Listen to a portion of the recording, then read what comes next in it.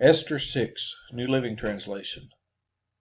That night the king had trouble sleeping, so he ordered an attendant to bring the book of the history of his reign so it could be read to him.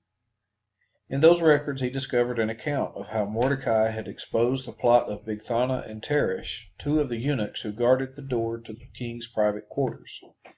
They had plotted to assassinate King Xerxes.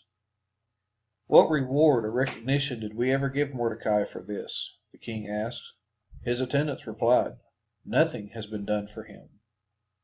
"Who is that in the outer court?" the king inquired.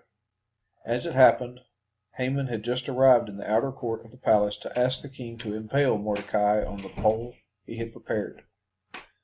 So the attendants replied to the king, "Haman is out in the court."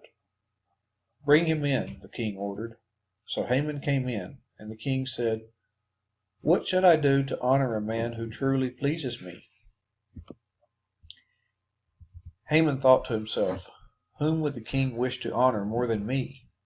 So he replied, "If the king wishes to honor someone, he should bring out one of the king's own royal robes, as well as a horse that the king himself has ridden, one with a royal emblem on its head.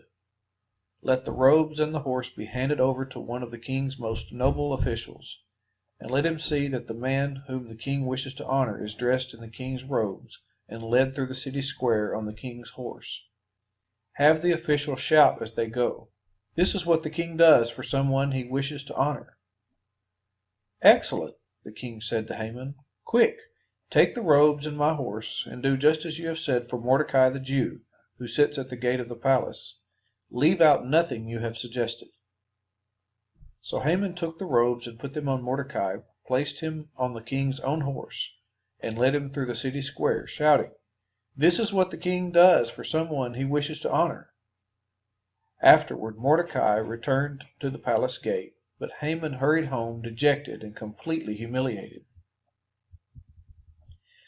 When Haman told his wife, Zeresh, and all his friends what had happened, his wise advisers and his wife said, "Since Mordecai, this man who has humiliated you, is of Jewish birth, you will never succeed in your plans against him. It will be fatal to continue opposing him." While they were still talking, the king's eunuchs arrived and quickly took Haman to the banquet Esther had prepared.